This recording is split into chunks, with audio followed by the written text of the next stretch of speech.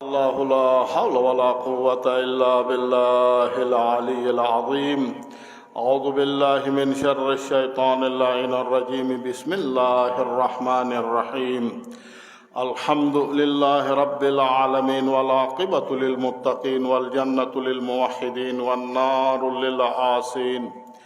ثم الصلاة والسلام على سيدنا ونبينا وحبيبنا حبيب إله العالمين أبي القاسم محمد وعلى آله الذين أذهب الله عنهم الرجس وطهرهم تطهيرا. اللهم لنا أول ظالما ظلم حق محمد وآل محمد وآخر تابعا له على ذلك. اللهم لعن الإصابة التي جاهدت الحسين وشايعت وبايعت وتابعت على قتله. اللهم لعنهم جميعا ولعنة الله على أعدائهم من الآن إلى لقاء يوم الدين. أما بعد، يا أيها الذين آمنوا أوصيكم عباد الله ونفسي بتقوى الله. اتقوا الله فإن خير الزاد التقوى.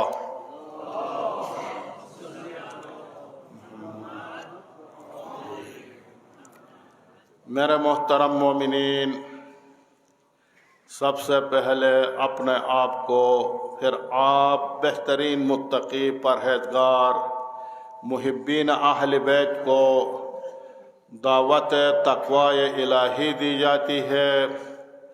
ہمیشہ اپنی زندگی میں تقوی کو اپنائیے اور ہر نیکی پر عمل کیجیے، گناہوں سے اپنے آپ کو بچائیے، اور یہی بہترین زاد قبر بھی ہے، زاد آخرت بھی ہے.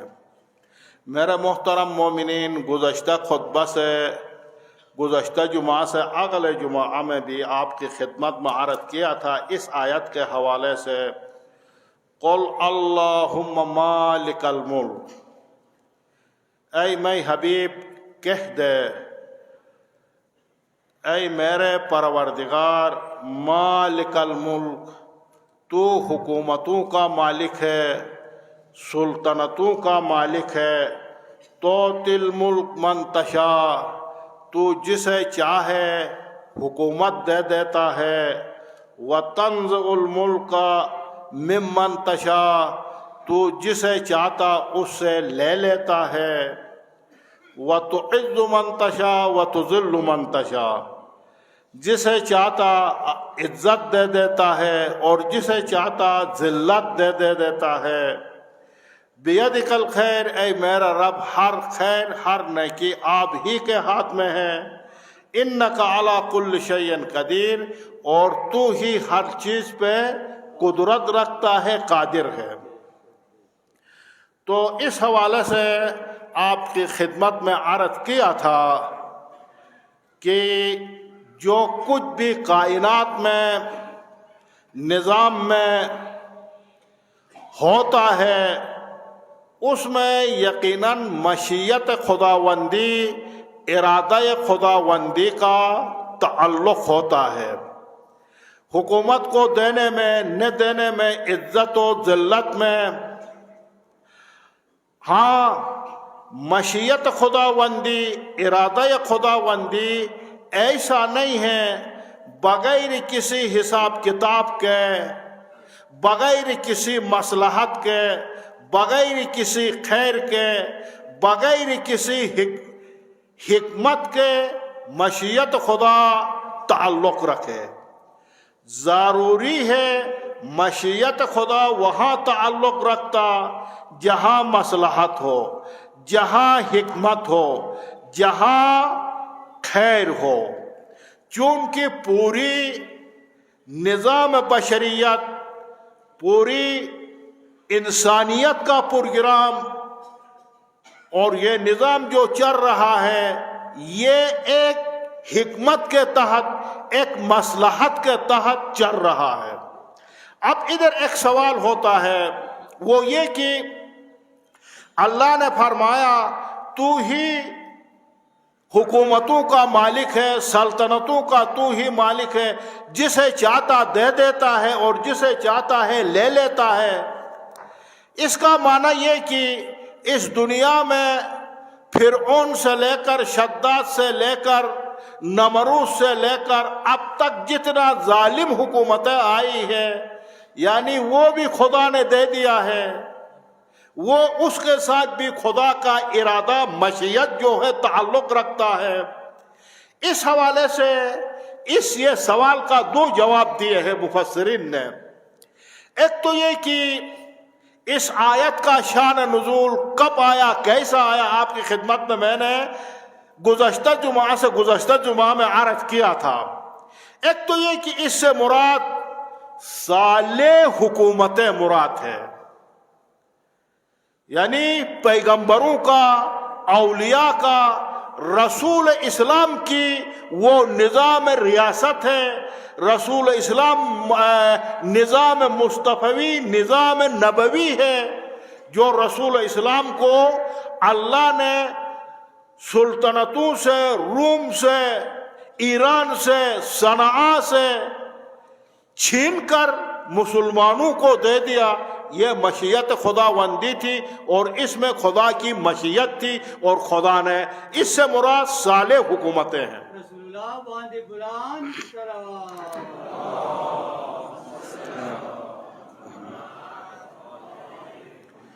دوسرا سوال اس جواب کا یہ ہے، آیت کا مفہوم قید نہیں ہے، مطلق ہے، عام ہے۔ کیا ہے؟ مثلا توتی الملک، اے پروردگار تو جسے چاہتا ہے حکومت دے دیتا ہے، جسے چاہتا اس سے لے لیتا ہے۔ ادھر اس طرح آیت میں ایسا نہیں ہے آپ صالحین کو حکومت دے دیتے ہیں، یعنی کوئی قید صالح نہیں ہے۔ آیت عام ہے، مطلق ہے، آیت کی مفہوم کلی ہے، عمومی ہے، وسیع ہے۔ تو اس کا معنی یہ کہ اس کا معنی اس طرح نکلتا، بس یہ جو ظالموں کا حکومت، فرعون کی حکومت، شداد کی حکومت، چنگیز کی حکومت، ہلاکوں کی حکومت، یا ابھی تک جتنے ظالم حکومتیں آئی ہیں ان میں بھی مشیت خداوندی تھی۔ خدا کے مشیت کے مطابق یہ حکومتیں قائم ہوئی، خدا کے ارادہ کے مطابق یہ حکومتیں قائم ہوئی۔ وہ کیسا؟ اس طرح دیکھیں، یہ ایک باریک نقطہ ہے۔ وہ اس طرح کہ اللہ نے اس کائنات میں پیش رفت کرنے کے لیے، ترقی کرنے کے لیے، کامیاب و کامرانی کے لیے، حکومت پہ آنے کے لیے، حکومت چلانے کے لیے اللہ نے عوامل کو رکھا ہے، اسباب کو رکھا ہے، وسائل کو رکھا ہے، اور ان عوامل میں، ان اسباب میں اللہ نے اثرات بھی رکھا ہے۔ بس نتیجہ کیا نکلا؟ اللہ کی مشیت اور اللہ کا ارادہ جو ہے تعلق رکھتا ہے ان اسباب کے ساتھ، ان عوامل کے ساتھ۔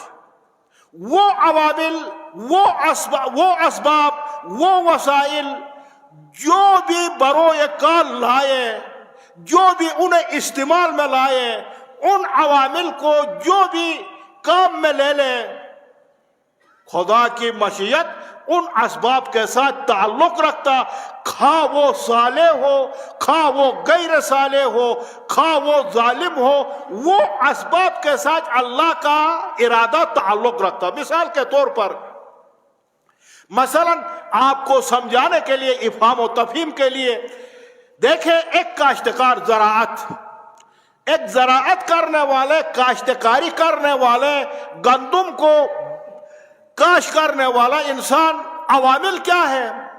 اس کے عوامل ہے آپ زمین پہ بیج کو بو دیں،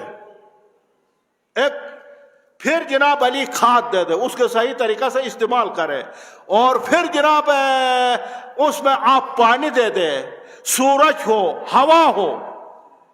یہ عوامل ہے، آپ کا بیج بونا، آپ کا پانی دینا، آپ کا کھاد دینا، یہ عوامل ہے. جب یہ عوامل آپ بروئے کار لائیں گے تو اللہ کی مشیت اسی سے تعلق رکھتا ہے اور آپ کے لیے محصول حاصل ہوگا, سال بھر کی گندم حاصل ہوگی. یہ ان عوامل کے ساتھ خدا کی مشیت جو ہے وہ تعلق رکھتا ہے. تو بس اس کا معنی کیا نکلا؟ اس کا معنی یہ نکلا کہ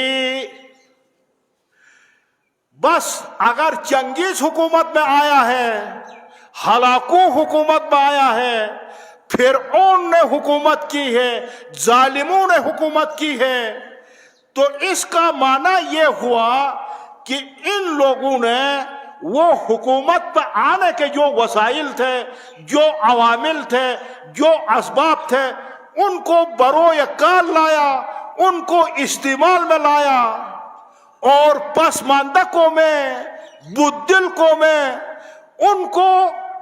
ان وسائل کو خود استعمال کرنے کے بجائے, ان عوامل کو خود استعمال کرنے کے بجائے, ان وسائل کو خود استعمال کر کے اچھے عادل بندوں کو حکومت دینے کے بجائے وہ قومیں اس ظالم حکومتوں کے اوپر راضی ہو گئی, حکومت بھی ان کو دے دیا اور خود بھی ان کے حوالہ کر دیا, اور اسی کے اوپر وہ خوشحال رہے.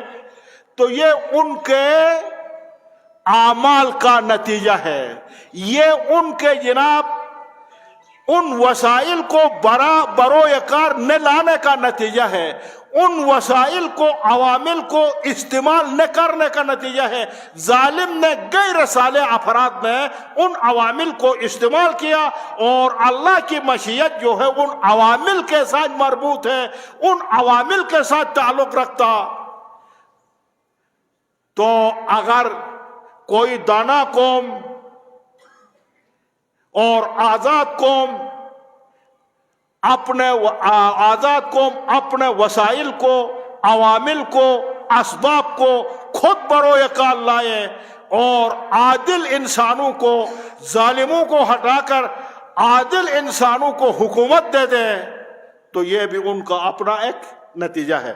بس اس آیت میں اگر در واقع دیکھا جائے تو ایک مسلمانوں کے لیے, مومنین کے لیے ایک تنبیہ بھی ہے. وہ تنبیہ کیا ہے؟ دیکھیں, آپ اپنے وسائل کو, آپ اپنے عوامل کو اور اپنے اسباب کو خود استعمال کرو, خود استعمال کر کے ان اسباب کو بروئے کار لا کر خود اپنے مستقبل کا, اپنی زندگی کا, اپنے علاقے کا, اپنے ملک کا خود فیصلہ کرو. اگر آپ ایسا نہیں کریں گے تو دوسرے فیصلے کریں گے, دوسرے ظلم کریں گے, دوسرے زیادتی کریں گے. یہ ایک قرآن آیت کی ایک تنبیہ ہے. تو میرے بات انشاءاللہ حالات کے حوالے سے سیکرٹری صاحب بھی خطاب کرنے والے ہیں, تو اس لیے میرے خطبے جو ہے مختصر ہوں گے. پروردگارا بحق انوار طیبہ شہردہ معصومین, ہمارے دلوں کو نور معرفت محمد و آل محمد سے منور فرما. پروردگارا ہمارے سینوں کو ولایت اہل بیت سے لبریز فرما.